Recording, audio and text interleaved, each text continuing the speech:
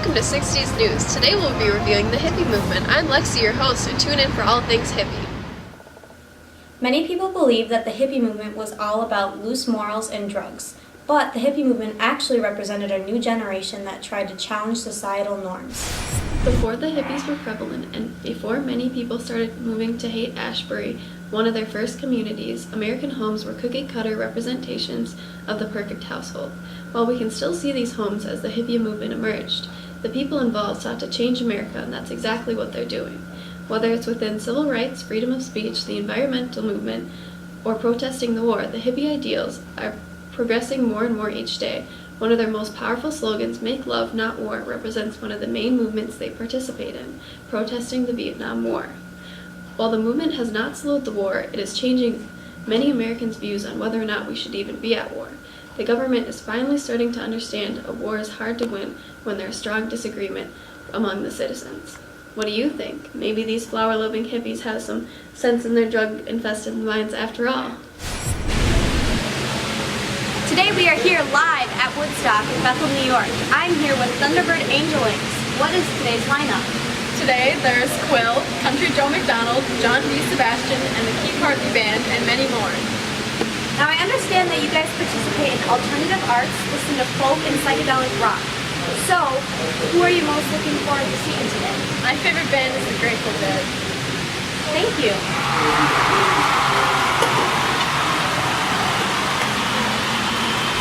400,000 people in the audience today, all coming together to celebrate 3 days of peace and music.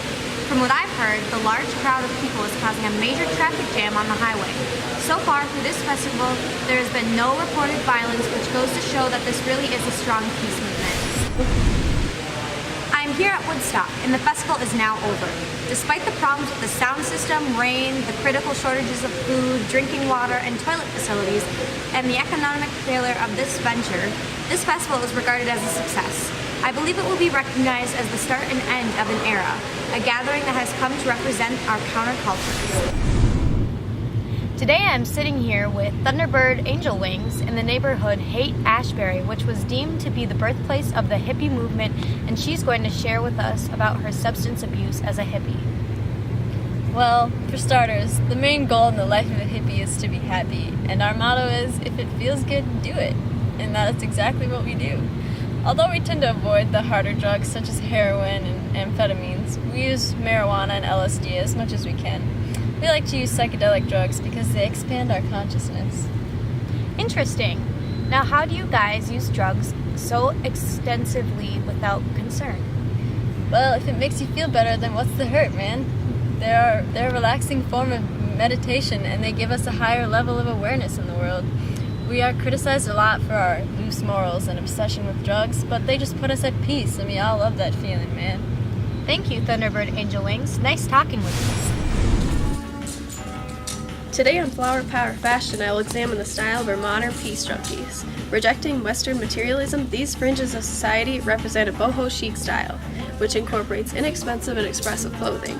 Contrary to many beliefs, their fashion is not all peace signs and tie-dye. While peace signs were a prominent symbol for opposing the Vietnam draft, these marijuana-loving rebels had much more style than just flowers and bright colors. My favorite established designers, Jeffrey Bean and Anne Fogarty, for example, used mini skirts within their fashion. And if you think that's racy, you should see Rudy Goonreach's line.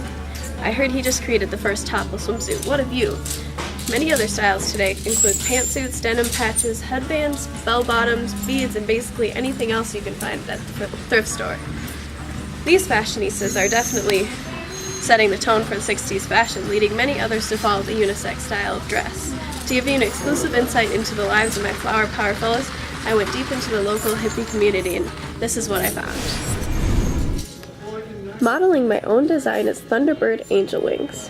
Today she is wearing a flowery dress straight from the garden, handmade beads, a peace sign to protest the war, and lastly my favorite item of clothing, the boots, to pull the outfit together. I believe these styles will impact many future generations, not only in their clothing but the idea of love not war and seeking peace. I'm here with Thunderbird Angel Wings, and she says she's going to show us a lovely all-natural, good-for-your-body vegetarian recipe. Right on. So I've got a far-out recipe for you guys. We're going to make my energizing carob to satisfy any sweet craving. While many hippies rely on processed junk food to cure their munchies, I like to satisfy myself with a vegetarian diet, which has recently gained a lot of popularity among us hippies. I understand there are many reasons for following a vegetarian diet. What's your reason? I believe this diet is an ecological necessity. Putting good food in my body makes me feel good, and you know what we say, if it feels good, do it. What's your favorite ingredient to use? Definitely soy, which is quite popular in this era. I use it in the form of grits, powder, flour, and whole beans. Good to know. Now let's get started. Alright, to start off, what we need is carob powder, almond butter, dark chocolate, and any nuts and berries you'd like to add. Basically, you mix everything together and cut it into bars. Interesting. Why do you like this recipe so much? Well, my people are always keeping something to have on the go.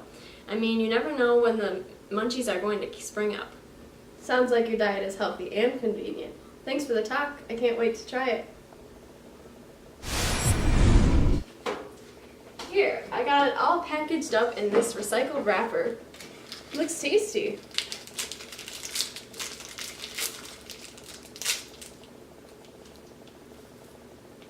Mmm.